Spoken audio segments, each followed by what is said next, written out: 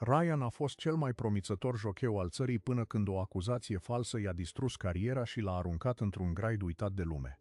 Cu ultimii $800, a cumpărat un cal abandonat pe care toți îl credeau prea bătrân și fără valoare. Dar în clipa în care l-a antrenat pentru prima dată, a observat ceva imposibil pentru un cal oarecare, o secvență de mișcare perfectă, calibrată doar prin ani de antrenament de elită. Ceea ce tocmai descoperise nu era un simplu animal neglijat. Era un campion național dispărut, iar calul pe care îl înlocuise fusese o minciună care ascundea un furt care acum îi va dezvălui adevăratul său dușman. Acum 3 ani, Ryan era numele pe buzele tuturor în lumea curselor de cai. Un talent nativ care câștiga cursă după cursă, până când o singură cursă suspectă i-a distrus totul. Acuzat că a pierdut intenționat, suspendat pe viață și abandonat de toți, a ajuns să lucreze ca simplu îngrijitor la un graid mizerabil, mâncat de umilință și de un singur gând, să demonstreze că a fost încenat. Ceea ce nu știa era că răspunsul nu se afla în oamenii care l-au trădat, ci într-un cal pe care nimeni nu-l dorea. Iar acest cal era pe cale să dezvăluie o conspirație mult mai întunecată decât și-ar fi imaginat vreodată.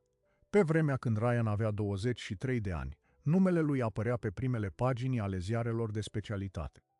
Crescut într-un orășel prăfuit, în spatele tribunei unui hipodrom de provincie, învățase să citească emoțiile cailor înainte să știe literele alfabetului. La 14 ani era deja angajat la graidurile lui Matei Dunca, unul dintre cei mai respectați antrenori din țară. La 19, a câștigat prima cursă importantă călărind un pursânge de 3 ani pe care nimeni nu-l dădea câștigător. Până la 22, avea deja 27 de victorii în sezon și un contract pe cale să fie semnat cu o herghelie din Emirate pentru $2 milioane. Era genul de poveste pe care jurnaliștii o adorau.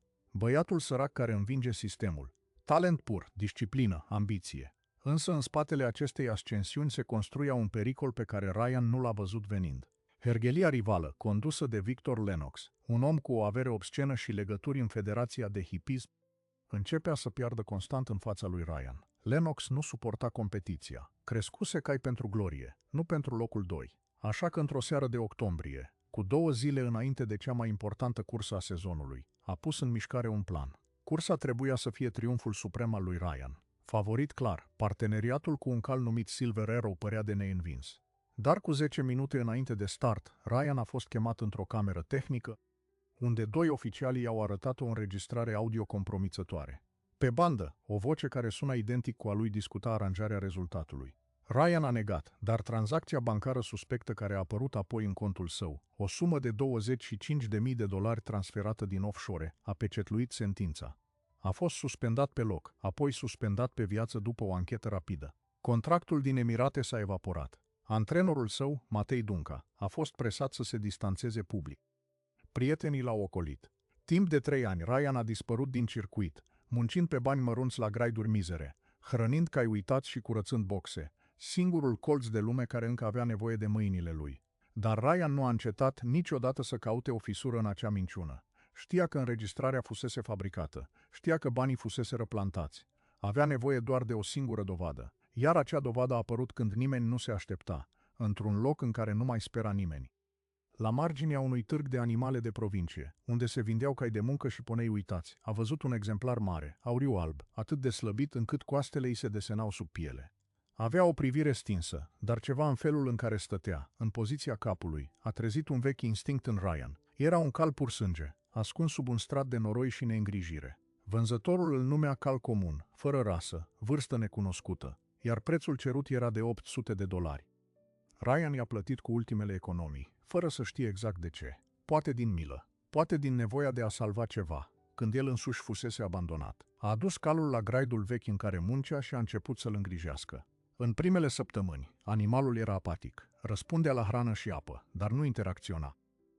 Ryan l-a numit simplu Auriu. Apoi, treptat, a început să-l antreneze ușor, fără grabă, așa cum știa că se face cu un cal care a suferit. La 6 săptămâni într-o dimineață, i-a pus o șa ușoară și l-a plimbat pe pistă. La primul galop a simțit ceva ciudat. Nu era doar putere. Era o secvență de mișcare atât de echilibrată, atât de precis calibrată, încât Ryan a oprit imediat calul și a simțit cum îi se zbate inima. Acea cadență nu era naturală.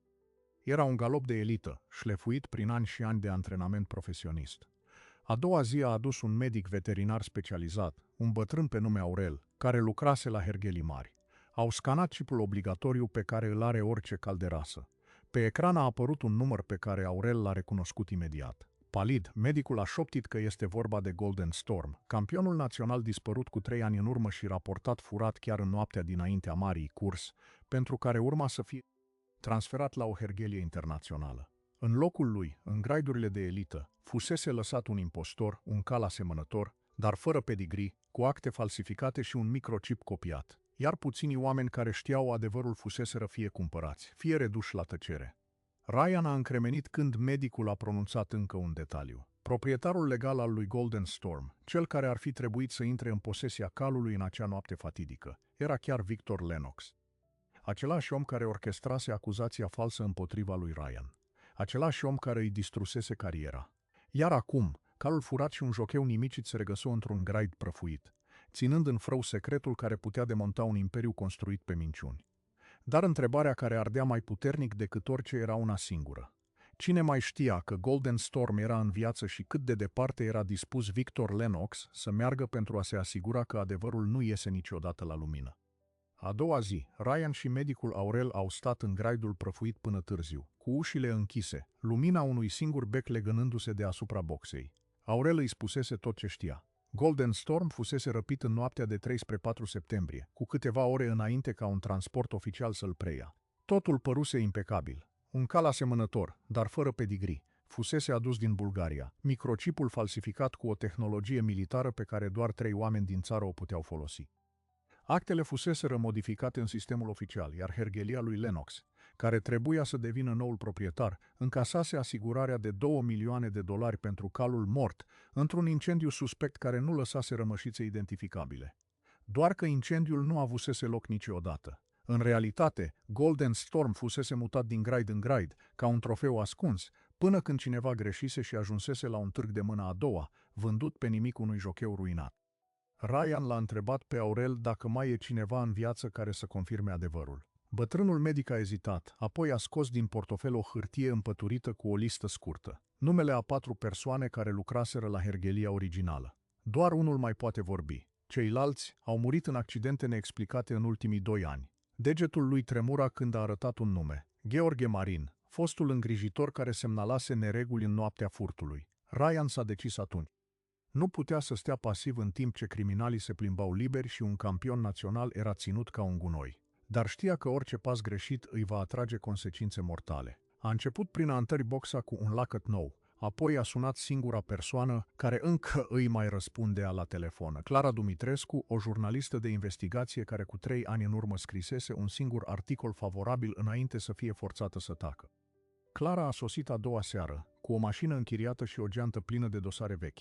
A privit calul preț de 1 minut, apoi l-a îmbrățișat pe Ryan fără un cuvânt. Nu avea nevoie de dovezi ca să creadă. Mergea pe instinct și pe un adevăr pe care nimeni nu îl spusese cu voce tare. Victor Lennox conducea o rețea care combina spălare de bani, curse trucate și trafic de cai de elită. Fiecare pas fusese acoperit cu acte, până când o singură fisură putea dărâma totul. Au lucrat noaptea într-o încăpere fără ferestre, conectați la un laptop prin datele mobile. Golden Storm, acum cu blana curățată și o strălucire aurie care începea să iasă la iveală sub lumina becului, stătea liniștit în boxa lui, ca și cum ar fi înțeles că asta era șansa lui. Clara a intrat în baze de date publice, a comparat pedigriuri, a găsit fotografii de arhivă cu Golden Storm la vârsta de 2 ani. Un detaliu le-a sărit în ochi. Calul avea o mică pată albă în formă de semilună pe coroana copitei stângi, exact acolo unde și calul din fața lor o avea. Era o marcă atât de specifică încât orice expert ar fi confirmat identitatea fără scaner. Dar pe circuit, nimeni nu mai văzuse acea pată, pentru că impostorul nu o avea. Apoi Clara a găsit ceva care a schimbat totul. Într-un forum de pasionați de curs, o postare veche, aproape ștearsă, făcută de un utilizator anonim cu 3 ani în urmă. Golden Storm e viu. Nu credeți minciuna. Întrebați-l pe Marin. Postarea nu fusese niciodată ștearsă de moderatori. Clara a identificat adresa IP care ducea la o cabană din apropierea hergheliei originale, exact ultima adresă cunoscută a lui Gheorghe Marin. A doua zi, Ryan a plecat spre acea cabană, lăsând calul cu Clara. Drumul l-a purtat prin sate uitate, pe ulițe noroioase, până la o casă de lemn cu obloanele trase. A bătut la ușă minute întregi, până când un bărbat de peste 60 de ani, cu o cicatrice adâncă pe obraz, a deschis ușor, cu un cuțit în mână. Era Gheorghe Marin. A stat nemișcat când l-a recunoscut pe Ryan, apoi a spus ceva care l-a făcut pe fostul jocheu să înghețe. Știam că o să vii într-o zi. Dar ești urmărit. În acea seară, Marin i-a povestit tot. În noaptea furtului, fusese forțat să asiste la înlocuirea calului, sub amenințarea că întreaga lui familie va muri. El însuși semnase actele sub amenințare, dar păstrase o copie a ordinului de înlocuire, cu semnătura și amprentele unui complice direct, un contabil al lui Lennox pe nume Victor Stan. După dispariția calului, Marin fusese pensionat forțat, iar familia lui primise o sumă lunară pentru tăcere. Dar lui Marin nu-i mai rămăsese decât rușinea și o boală care îl măcina.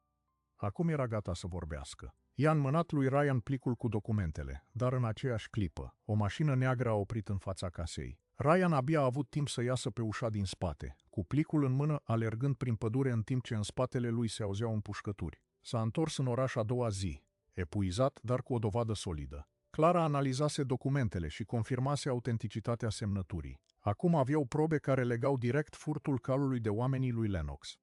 Dar problema era cine putea acționa pe baza lor. Poliția locală, Federația de Hipism, toate erau compromis. Singura cale era o dezvăluire publică masivă, simultană, care să nu poată fi oprită. Atunci a apărut ideea nebunească.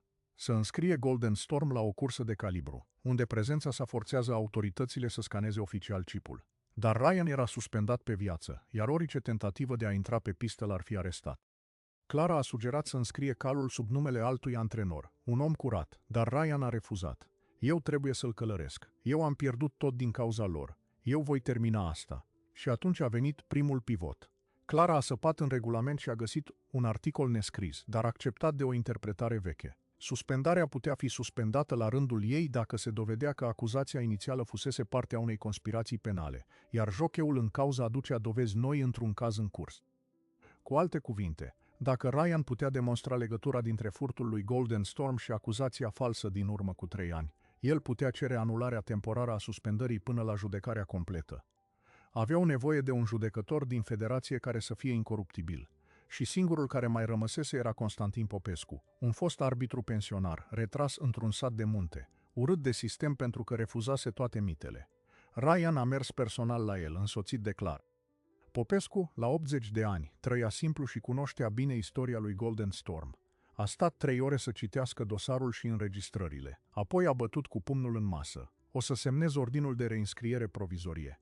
Dar trebuie să înscrii calul într-o cursă oficială, cu confirmare de chip în fața comisarilor. Nu orice cursă, ci cea care va atrage toți ochii. Și asta e peste 2 săptămâni, la derbiul național. Era cea mai urmărită cursă a anului. Iar Lennox avea înscris acolo calul impostor, care încă purta numele Golden Storm în registre oficiale. Ryan avea acum o misiune imposibilă, să pregătească un cal bătrân, nedresat de 2 ani, pentru cea mai dură competiție, să facă față unui adversar fals, să treacă de toate filtrele de securitate ale lui Lennox și, mai presus de orice, să rămână în viață până în ziua cursei. Dar nimic nu i-a pregătit pentru ce a urmat. În seara în care Popescu a trimis ordinul către federație, a sunat telefonul lui Ryan. Era Lennox însuși, cu o voce calmă, aproape prietenoasă. Ai găsit calul meu. Foarte bine. Propun o afacere. $200.000 și șterg complet trecutul tău. Predă-mi calul și nu vei mai avea probleme. Refuză și mâine vei fi acuzat de trafic de animale furate. Și nimeni nu te va crede pe tine. Ai văzut ce s-a întâmplat cu cei care au vorbit. Ryan a închis fără să răspundă, dar în aceeași noapte. Medicul Aurel a fost găsit mort în apartamentul lui, aparent din cauza unui atac de cord, iar aparatura de scanare și înregistrările dispăruseră. Acum Ryan știa că timpul se scurgea. Lennox nu va aștepta cursa. Va lichida orice martor și orice dovadă. Trebuia să-l aducă pe Golden Storm pe pistă înainte ca mâna lungă a lui Lennox să închidă complet cercul. Și asta însemna să riște totul într-o singură mișcare. A doua zi a mutat calul într-un graid ascuns, la o fermă părăsită, deținută de un fost coleg care încă îi datora o favoare. Acolo, timp de 2 săptămâni, Ryan și Golden Storm s-au antrenat ca posedați. Fără asistență medicală, fără echipament modern, doar un om și un cal, învățând din nou ritmul unul altuia. Curios, Golden Storm părea să-și amintească fiecare comandă de performanță. În galop, secvența aceea perfectă revenea din ce în ce mai curată, iar în zilele de dinaintea cursei, calul atingea viteze care îl făceau pe Ryan să plângă de bucurie și teamă. Era încă un campion, însă cu 3 zile înainte de derby, Clara a primit o informație terifiantă. Un fost angajat al Federației, cumpărat de Lennox, depusese o plângere penală împotriva lui Ryan pentru furtul unui cal pur sânge, susținând că Golden Storm aparținea de fapt unui investitor străin și că Ryan plănuia să-l exporte ilegal. Poliția emisese un mandat de percheziție pentru toate graidurile cunoscute. Ryan știa că îl vor găsi în câteva ore dacă rămânea pe loc. Atunci a luat cea mai riscantă decizie. A încărcat calul într-un camion vechi și a pornit spre capitală cu o zi mai devreme, fără acte oficiale de transport, ocolind drumurile principale. Clara va depune actele la tribunal abia în dimineața cursei, cu documentele lui Marin și semnătura lui Popescu, sperând să obțină o ordonanță de urgență. Dacă nu reușea, Ryan va fi arestat imediat ce va intra pe hipodrom. Dar dacă reușea, va fi o cursă după care nimic nu va mai fi la fel. În noaptea dinainte, într-un motel de la periferie, Ryan a legat ușa boxei improvizate cu 3 lanțuri și a dormit lângă cal. La ora 3 dimineața, un zgomot metalic l-a trezit brusc. S-a ridicat și a văzut lanțurile tăiate, iar boxa era golă. Golden Storm dispăruse fără un nechezat, fără o urmă de forțare, ca și cum s-ar fi evaporat în aer. Pe perete o foaie albă cu un singur rând scris cu litere mari. Ai pierdut tot. Din nou. Iar lângă bilet, o cheie de la un camion frigorific. Acum Ryan avea doar câteva ore până la cursă, niciun cal, niciun aliat și toată puterea unui imperiu întunecat asupra lui. Iar ceea ce nu știa era că această dispariție nu era sfârșitul, ci începutul celui mai șocant capitol al conspirației. Un capitol care îl va forța să găsească un cal pierdut, dar și să descopere cine din interior îl trădase pentru a doua oară. A rămas nemișcat în fața boxei goale, cu biletul în mână și cheia rece strângând-o în palmă. Cineva fusese acolo fără să-l trezească. Cineva cunoștea locul, știa lanțurile, știa ora exactă când să lovească. Prima dată când l-a sunat pe Clara, telefonul a sunat în gol. A doua oară, la fel. A treia oară a răspuns o voce de bărbat joasă și grăbită. Nu mai suna. Nu e aici. Apoi s-a închis. Inima i s-a strâns ca un pumn. Au luat-o și pe ea. Lennox îi tăia toate liniile de salvare, una câte una, cu o precizie rece care nu admitea greșeli. Cheia de camion frigorific avea o etichetă minusculă, aproape ștearsă, cu sigla unui depozit de carne de la marginea orașului. Ryan s-a urcat în mașina veche de la fermă și a condus 20 de minute până acolo, cu fiecare intersecție simțind că intră într-o capcană. Depozitul era părăsit, dar ușile laterale erau deschise. Înăuntru, un camion frigorific cu motorul încă pornit, luminile de poziție aprinse. A deschis ușa din spate și duhoarea de sânge l-a izbit înainte să vadă ce era înăuntru.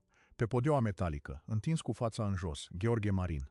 Gâtul îi fusese tăiat, iar pe piept avea fixată o foaie cu aceleași litere mari. L-ai ucis tu. Ești căutat pentru crimă. Predă calul sau Clara moare în următoarele 6 ore. Lângă corp, o armă de vânătoare cu amprente proaspete, probabil plantate să-l incrimineze. Ryan a înțeles imediat. Era o scenă pregătită. Poliția urma să sosească în curând, iar el va fi găsit lângă cadavru, cu arma și cu un motiv de răzbunare pentru că Marin colaborase cu acuzarea lui inițială. Perfect. S-a retras fără să atingă nimic, cu pulsul bătându-i în tample. Afară, un telefon public mural suna. Nu putea fi o coincidență. A ridicat receptorul. Vocea lui Victor Lennox, calmă ca un doctor care comunică o boală incurabilă. Ești prins, Ryan. Acum ești un criminal fugar pe lângă toate celelalte. Dar îți ofer o ultimă șansă.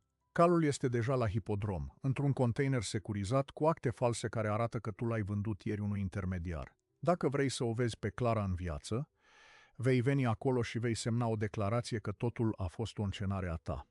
Vei spune că ai aranjat răpirea lui Golden Storm acum 3 ani și că ai încercat să încenezi o conspirație ca să scapi de suspendare. Vei face asta în direct, în fața presei adunate pentru derby, și apoi vei dispărea. Dacă nu, Clara va muri, iar tu vei fi arestat pentru omor. Ai 2 ore. Receptorul s-a închis. Ryan a rămas cu urechea lipită de plastic, dar mintea lui procesa la viteză maximă. Lennox nu voia doar calul. Voia să rescrie complet adevărul, să-l transforme pe Ryan în vinovatul absolut, legitimând astfel toate crimele trecute. Golden Storm era viu, dar transformat în armă împotriva singurului om care încercase să-l salveze. Și atunci, în mijlocul disperării, a avut loc o întorstură pe care nici Lennox nu anticipase. Telefonul a sunat din nou, dar de data asta pe mobilul lui Ryan, un apel necunoscut. Era Clara, șoptită, precipitată, dar vie. Îl păcălise pe cel care îi luase telefonul și reușise să fugă dintr-o dubă în timp ce era mutată. Ryan, ascultă-mă, eu sunt bine, dar știu unde este calul. Nu la hipodrom, nu în container. Am auzit tot în dubă. L-au mutat la graidul vechi al lui Dunca, pregătit să fie dus la abator dis de dimineață. Vor să-l ucidă înainte de cursă și să incinereze corpul, ca să nu mai existe nicio dovadă. Documentele de vânzare și declarația ta sunt doar acoperirea finală. Mai e în viață, dar nu pentru mult timp. Grăbește-te! Acel graid, locul unde Ryan își începuse cariera alături de Matei Dunca, era abandonat de 2 ani. Ryan știa fiecare ascunzătoare, fiecare intrare secretă. Acolo avea să se dea bătălia finală înaintea cursei. Dar înainte să plece, Clara i-a mai spus ceva care a schimbat din nou totul. Am găsit ceva în documentele lui Marin, înainte să fie ucis. Pe lângă ordinul de înlocuire, avea și o înregistrare audio din noaptea furtului, ascunsă într-un ceas vechi. Am reușit să o salvez în cloud. Pe înregistrare se aude clar vocea lui Lennox discutând cu contabilul Stan cum vor planta banii în contul tău și cum vor falsifica înregistrarea cu vocea ta. Am trimis-o deja judecătorului Popescu și redacției centrale. Dar am nevoie de tine să termin treaba. Dacă murim, înregistrarea va fi publicată automat la 6 dimineața. Dar dacă reușim, putem opri totul pe pistă. Acum nu mai era doar despre un cal furat sau o carieră distrusă. Era vorba despre o rețea care, în ultimii 3 ani, furase și înlocuise cel puțin 9 campioni folosind aceeași metodă. Golden Storm era doar piesa de rezistență dintr-un puzzle mult mai vast, iar dovada finală era încă în viață, într-un graid întunecat, așteptând fie salvarea, fie moartea. Ryan a ajuns la graidul lui Dunca înainte de miezul nopții. A intrat pe sub gardul din spate strecurându-se printre boxele goale. Aerul mirose a fân mucegăit și a motorină. În boxa centrală, sub o prelată murdară, Golden Storm zăcea pe jos, sedat dar viu. Pe gât o seringă pe jumătate golă, probabil cu un tranquilizant. Iar lângă el, un bărbat pe care Ryan l-a recunoscut imediat. Victor Stan, contabilul lui Lennox, cel care semnase ordinul de înlocuire. Acesta ținea o lanternă și verifica un cronometru. La picioare, un bidon de benzină și o cutie de chibrituri. Stan nici n-a apucat să se întoarcă. Ryan l-a lovit în plin cu o șa veche găsită pe jos, trântindu-l la pământ. În încăierare, lanterna s-a stins, iar întunericul a acoperit tot. Stan a încercat să aprindă un chibrit, dar Ryan i-a smuls bricheta și l-a imobilizat cu o frânghie. Legat de un stâlp, contabilul a început să vorbească negrind frica. Totul se năruia și știa că singura lui șansă era să colaboreze. A recunoscut 9 înlocuiri, a dat nume, date, sume, toate legate de conturi din Cipru și tranzacții cu herghelii din Asia. Golden Storm era doar cel mai scump dintr-un lung șir de animale furate. Iar planul pentru a doua zi era simplu. Calul mort, Ryan incriminat, iar impostorul care purta numele Golden Storm va câștiga derbiul, încasând pariuri de milioane prin case clandestine de jocuri, după care va fi retras cu o accidentare falsă și va dispărea. Dar mai exista un detaliu, unul care l-a lăsat pe Ryan fără aer. Stan a spus că în noaptea furtului original, cineva din interior a deschis poarta herghelii. Și acel cineva nu era un străin. Era Matei Dunca, antrenorul care îl crescuse pe Ryan, cel care îl abandonase în fața acuzațiilor, cel care deține acum o cotă parte din herghelia lui Lennox, primită ca răsplată pentru trădare. Tot acești 3 ani, Ryan crezuse că Dunca fusese doar un laș. În realitate fusese un complice direct, cel care l-a lăsese pe Ryan ca țap ispășitor tocmai pentru că știa că nimeni n-ar bănui că propriul mentor l-ar putea distruge. Această revelație a închis cercul.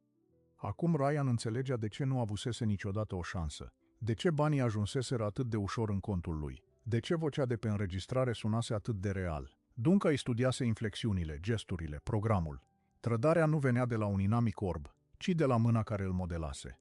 Cu Stan legat și Golden Storm încă sub efectul tranquilizantului, Ryan a sunat-o pe Clara. Ea era deja la hipodrom cu documentele și înregistrarea.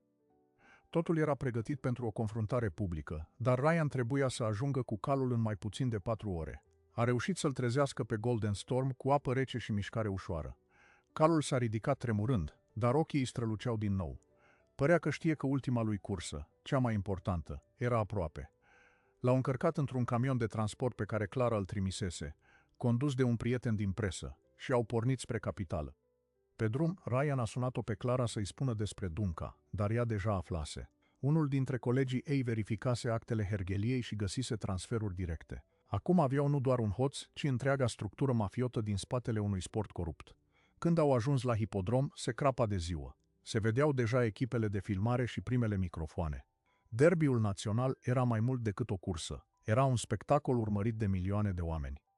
În parcarea rezervată oficialilor, mașina blindată a lui Lennox tocmai oprea. Lângă el cobora Matei Dunca, zâmbind ca și cum totul era sub control. Iar mai departe, pe linia de start, impostorul Golden Storm, un cal aproape identic, era plimbat de un jocheu fără istoric, probabil un om de paie. Ryan avea camionul ascuns la intrarea de serviciu, așteptând semnalul. Clara era deja înăuntru cu un judecător de serviciu care primise înregistrarea și ordinul de examinare a cipurilor. Dar trebuia să acționeze exact când se dădea semnalul de start al cursei. Altfel, forțele de ordine din interior, cumpărate de Lennox, vor bloca totul. Cu 20 de minute înainte de cursă, Ryan a condus Golden Storm spre poarta de intrare. Doi comisari, văzând un cal fără număr oficial, au încercat să-l oprească. Dar Ryan i-a privit direct și le-a întins documentele pe care Popescu le semnase cu o seară înainte, plus copia înregistrării audio. Comisarii au ezitat, apoi unul a sunat la tribunal. Tensiunea creștea. În acel moment, microfoanele hipodromului au început să transmită vocea Clarei, care urca pe o stradă improvizată, cu o boxă portabilă. Sutele de spectatori au auzit brusc o înregistrare șocantă. Vocea lui Lennox ordonând furtul, vocea lui Dunca confirmând detaliile, iar apoi o listă întreagă de cai furați. A urmat o liniște de mormânt, apoi un vuiet de revoltă. Lennox a încercat să fugă, dar jandarmii necorupți, alertați de Clara în avans, îi blocaseră deja mașina. Dunca a înlemnit pe pistă, cu microfonul în mână, neputând să articuleze nicio justificare. În tot acest haos, Ryan s-a apropiat de linia de start cu Golden Storm la trap, iar calul, de parcă ar fi înțeles că acesta era momentul suprem, și-a ridicat capul cu aceeași ținută regală din vremurile lui de glorie. Însă abia acum urma adevărata provocare. Pentru ca identitatea să fie dovedită complet, Golden Storm trebuia să concureze oficial și să fie scanat de sistemul de chipuri în prezența întregii federații. Ryan trebuia să-l înscrie pe loc, să-i pună numărul de concurs și să participe la cursă, chiar dacă asta însemna să se dueleze cu impostorul și cu toți cei care încă încercau să acopere crima. Comisarii, sub presiunea publicului și a probelor, au acceptat o înscriere de urgență. Ryan și Golden Storm au intrat pe pistă chiar când ceilalți cai erau aliniați. Jocheul impostorului a tresărit, calul lui a dat semne de nervozitate, iar tribuna a explodat în șoapte și telefoane ridicate. Și atunci, chiar înainte de semnalul de start, Golden Storm a nechezat odată, o chemare adâncă, aproape sfidătoare, care a străpuns zumzetul mulțimii. Calul impostor a recunoscut acel sunet, s-a cabrat brusc și aproape l-a aruncat pe jocheu. Erau față în față, originalul și falsul, adevărul și minciuna, iar întreaga țară privea. Ryan a strâns hățurile cu mâinile transpirate, știind că următoarele 2 minute nu vor decide doar cine câștiga derbiul, ci vor rescrie pentru totdeauna istoria acestui sport. Semnalul de start a izbucnit ca o detunătură, iar cei 12 cai s-au lansat pe pistă într-un tunet de copite. Golden Storm a pornit din exterior, poziția a noua, iar Ryan a simțit cum calul se încordează sub el, căutându-și ritmul. În față, impostorul, un pursânge aproape identic ca aspect, dar fără acea scânteie, a luat conducerea forțat, împins de un jocheu care biciuia disperat. Era clar că voiau să domine cursa de la început, astfel încât adevăratul Golden Storm să nu aibă șansa să se apropie. Dar Ryan nu s-a grăbit. Știa că această cursă nu se câștigă în primii 200 de metri. Pe măsură ce galopau, tribuna vuia, oamenii strigau numele pe care îl auziseră în înregistrarea Clarei. Golden Storm părea că absoarbe acea energie. La jumătatea pistei, Ryan a deschis ușor mâna și calul a accelerat fără un semn vizibil, ca și cum ar fi citit gândul călărețului. A depășit 3 concurenți într-o singură curbă, cu o eleganță care a smuls urlete de uimire. Impostorul încă era în față, dar acum Golden Storm se apropia constant, iar diferența se topea. Cu 200 de metri înainte de finish, cele 2 siluete aurii s-au aliniat. A fost un moment de coșmar pentru complicii din tribună. Originalul și falsul, umăr la umăr, despărțiți doar de adevăr. Ryan s-a plecat și a șoptit o comandă pe care doar Golden Storm o cunoștea din anii de antrenament. Un sunet care semăna mai mult cu o chemare decât cu un ordin. Calul a răspuns cu o explozie de viteză care l-a proiectat în față, lăsând impostorul în urmă ca pe o amintire rușinoasă. Golden Storm a trecut linia de sosire cu o lungime și jumătate avans. Ryan a ridicat mâna, dar nu în triumf personal, ci arătând spre cal. Tribuna a explodat, iar boxele hipodromului transmiteau acum vocea comentatorului care, cu lacrimi în ochi, repeta: "Este adevăratul Golden Storm, cel pe care l-am crezut mort. Cel care a învins imposibilul." Imediat după cursă, comisarii au intrat pe pistă cu scanerul oficial de microchipuri. În direct, în fața camerelor de televiziune, au scanat gâtul calului. Pe ecranul uriaș al hipodromului a apărut numărul unic care confirmă identitatea. Golden Storm, campion național, născut la Herghelia Regală, dispărut acum 3 ani. Apoi au scanat calul impostor. Pe ecran a apărut un număr diferit, atribuit unui pursânge bulgar cumpărat cu o sumă infimă și raportat mort cu 2 ani în urmă. În acel moment, fața lui Victor Lennox, care încerca să iasă din parcare flancat de jandarmi, s-a albit ca hârtia. Matei Dunca a încercat să fugă prin mulțime, dar spectatorii l-au recunoscut și l-au blocat până la sosirea autorităților.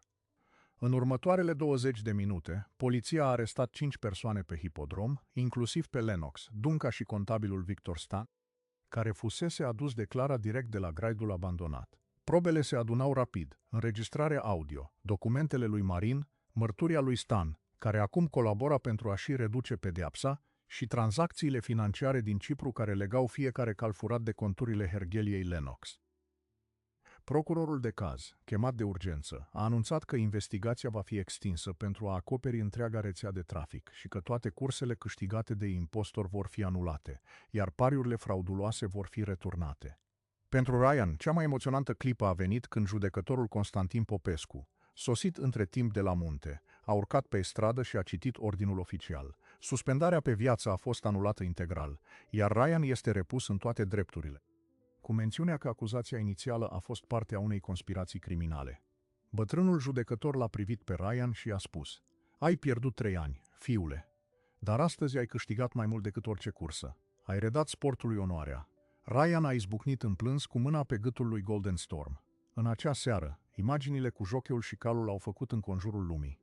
Nu doar că dovediseră o crimă, dar simbolizau că adevărul poate supraviețui, chiar și când totul pare pierdut.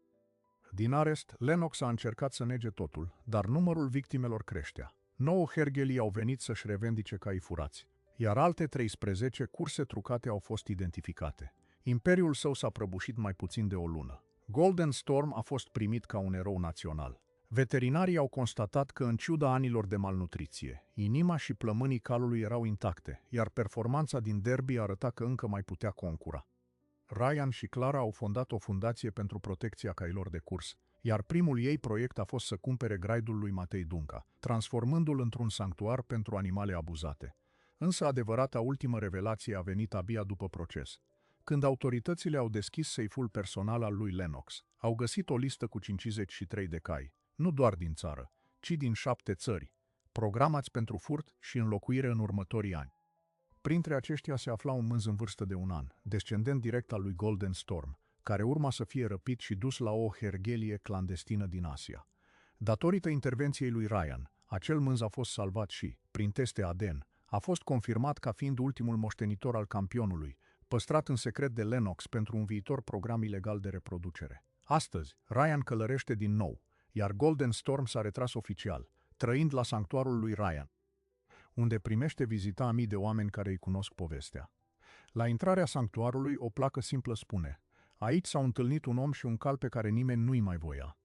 Și împreună au dărâmat un imperiu." Povestea lui Ryan și a lui Golden Storm nu e doar despre o cursă câștigată sau o conspirație dezvăluită. E despre cum uneori adevărul stă ascuns în locurile în care nimeni nu se mai uită. Un graid părăsit, un târg de mâna a doua, un cal bătrân pe care toți îl considerau epavă și un jocheu căruia îi se spusese că nu mai valorează nimic.